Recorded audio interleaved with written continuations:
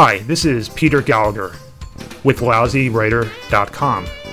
It is my pleasure to host another tutorial on writing in Chicago style.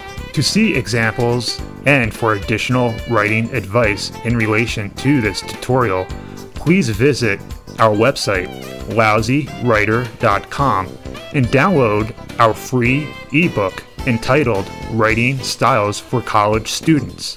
If you follow information and instructions from publications and internet resources devoted to Chicago style, then writing a formal paper isn't as difficult as it sounds. Following all of the rules can be tricky, but it's not impossible. So here I'm going to give you some of my own personal tips, and your Chicago style thesis or dissertation will be a success. My first tip involves the bibliography. As you perform the research for your paper, keep the bibliography in the back of your mind. For every idea or quote you use from one of your sources, you will have to cite the idea in your paper and list the source in your bibliography. Even if you choose to use footnotes with your Chicago style paper, you probably will want to create a bibliography. When you pull information from sources, make sure you collect extensive information about each source for your bibliography. Having a comprehensive list will help if you need to revisit a source to find more information for your paper. My second tip is to check and recheck your citations.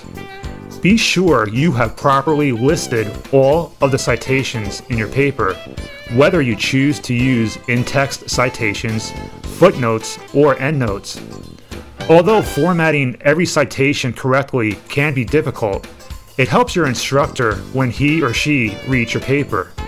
In addition, other readers must be able to find each citation in the bibliography, so it's important to cite everything correctly.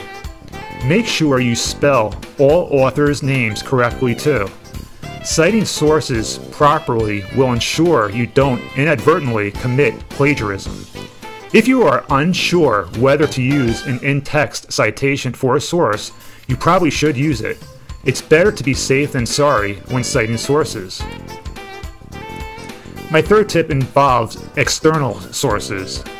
If you are unsure about the formatting style for a particular page in your paper or for citing a source, turn to either the Chicago Style Manual or the Turabian Manual for Writers. Both of these books have hundreds of examples for formatting formal papers. Keep in mind, however, that neither book has been updated in recent years.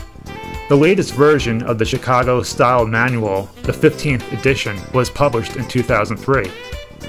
The Turabian Manual's 6th edition was published in 1996, meaning it doesn't contain much information on citing internet sources, for example.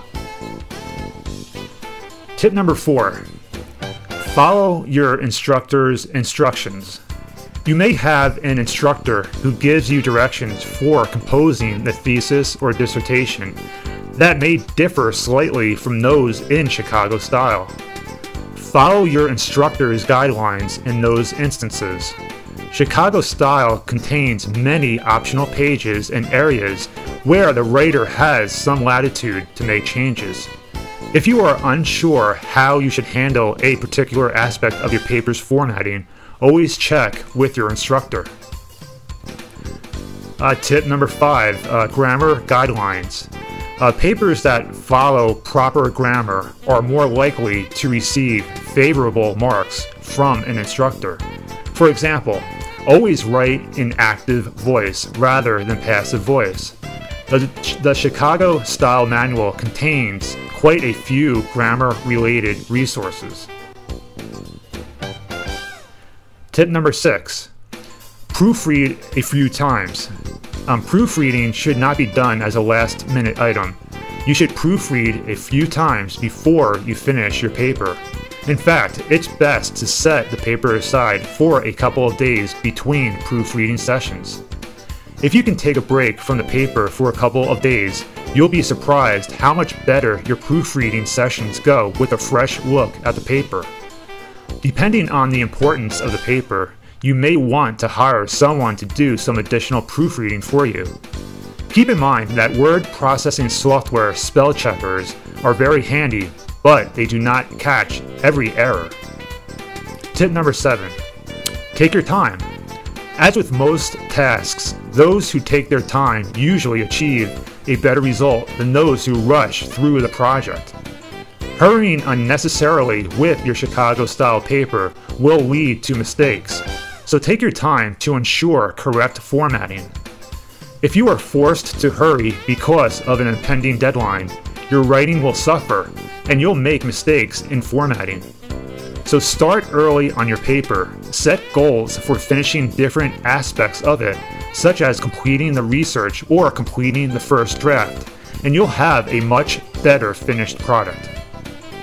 My last tip is that writing matters.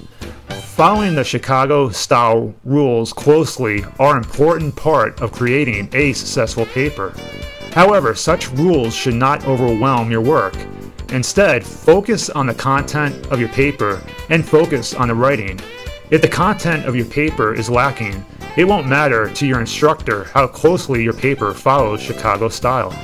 To see examples and for additional writing advice in relation to this tutorial, please visit our website, lousywriter.com, and download our free ebook entitled Writing Styles for College Students.